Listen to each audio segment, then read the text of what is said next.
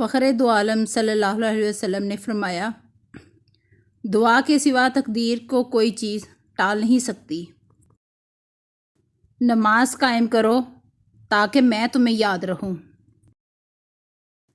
جس نے صبح کی نماز ادا کی وہ اللہ کے ذمے میں ہے۔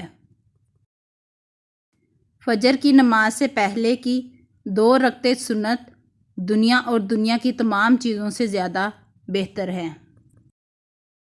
رسول پاک صلی اللہ علیہ وسلم نے فرمایا، لا حول ولا قوۃ الا باللہ کثرت سے پڑھا کرو، کیونکہ یہ کلمات جنت کے خزانوں میں سے ایک خزانہ ہے۔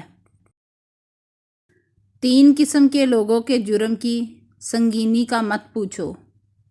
اللہ کی 4 یعنی تکبر کو چھیننے والا، اللہ کے معاملے میں شک کرنے والا اور اللہ کی رحمت سے نا امید ہونے والا۔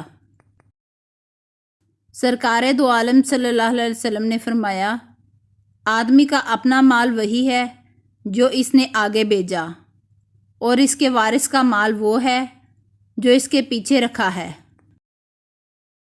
خرچ کی ابتدا ان لوگوں سے کرو جن کے اخراجات زندگی کے تم ذمہ دار ہو۔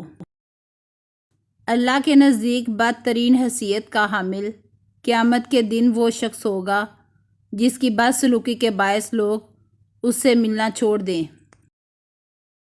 رسول اللہ صلی اللہ علیہ وسلم نے فرمایا، مسلمانوں اپنے سے ادنی لوگوں کی طرف دیکھا کرو، اپنے سے اعلیٰ لوگوں کی طرف نہ دیکھا کرو، تاکہ تم خدا کی نعمتوں کو جو تم کو دی گئی ہیں حقارت کی نظر سے نہ دیکھو۔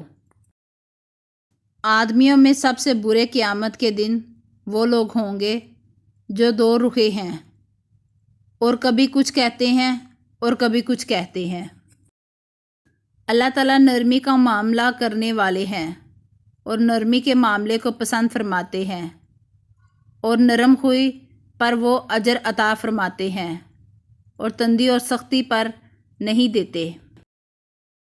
فخر دو عالم صلی اللہ علیہ وسلم نے فرمایا، کیا میں تمہیں 2 ایسے عمل بتاؤں جن کا بوجھ انسان پر بہت ہلکا لیکن میزان عمل میں بہت بھاری ہے؟ حضرت ابو ذر رضی اللہ عنہ نے عرض کیا کہ یا رسول اللہ ضرور بتائیں۔ آپ صلی اللہ علیہ وسلم نے فرمایا، خوش اخلاقی اور کثرت سے خاموش رہنے کی پابندی کرو۔